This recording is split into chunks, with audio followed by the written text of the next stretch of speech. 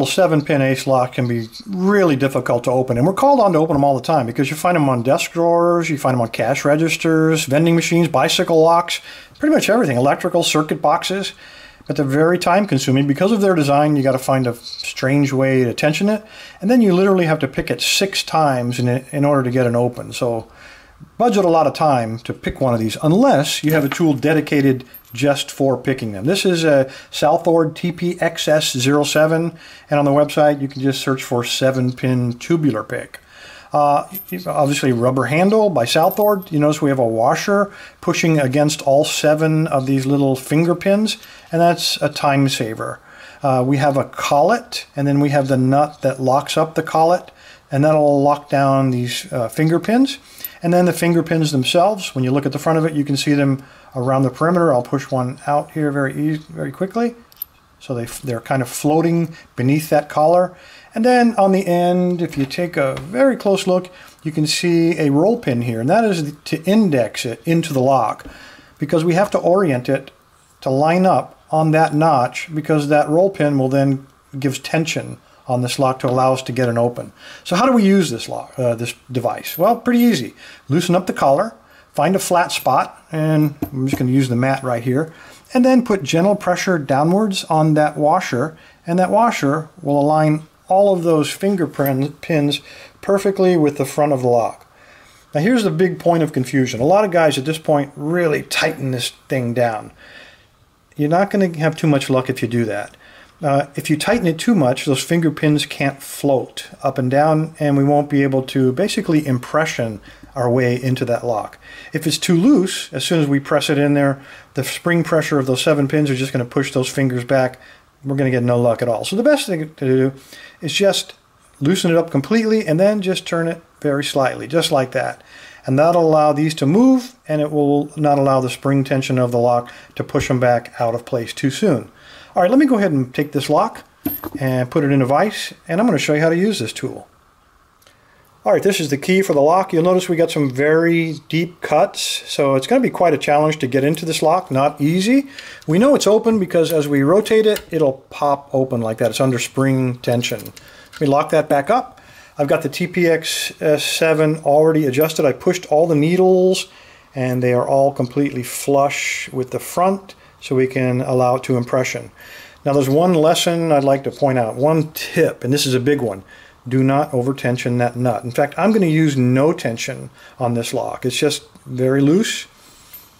And line it up. You line up the roll pin with the top of the tensioner. It slides all the way to the rear. Don't push it in halfway. Push it all the way to the rear. And once you get it there, then just start turning it, just like you're using a screwdriver. Now as you rotate this, you'll notice that the angle of rotation will get greater and greater. And that's because those binding pins are impressioning themselves on those feeler gauges. And as they do that, it'll go from pin to pin until we get an open, just like that. Now at this point, very gently and slowly remove the tool from the lock. And at that point, we're going to take advantage of this collar. I'm going to tighten that collar down nice and snug, and that will lock those feeler gauges in place with the proper code. So now when we put it in there, we can use this as a working key. If I can get it in, there we go. And then, if I can find it, we can also lock it back. But nobody wants to carry this around in their pocket, kind of big. So SouthOrd has included a decoder.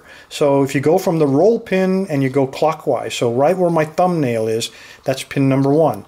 You take your decoder, you measure pin number 1 and get the depth, so somewhere right about there, and then the codes are impressioned on the key itself, on the decoder. So you write the numbers down for all 7 of them, take that code to a locksmith, and he can cut you a brand new key. Fits in the pocket just a little bit better. So if you face these type of locks and you'd like to see about getting one of these, seriously take a look at this. This is the TPXS-07 7-pin tubular lockpick. It works great, guys. This is a brand new out-of-the-box American 7200 series, and it is a 7-pin tubular lock. If you have to pick these manually, it's really difficult. You got a recessed lock face, really difficult to get in there with either the pick or the tension tool. But No big task for the TPXS-07. I'm going to use this. I've already zeroed out all of the feeler gauges. They're all flush with the front of that. And in terms of tension, please do not over tension this nut. At most, give it an 1/8 of a turn, and that's it. If you over torque it, this tool will not work. You can be very discouraged.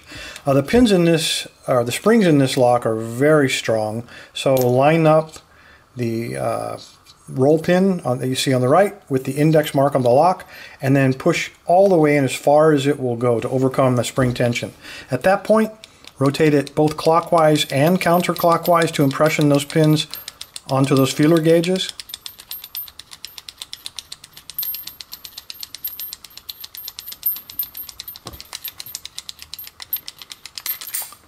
And that is so much faster than trying to manually pick these locks. The TPXS-07.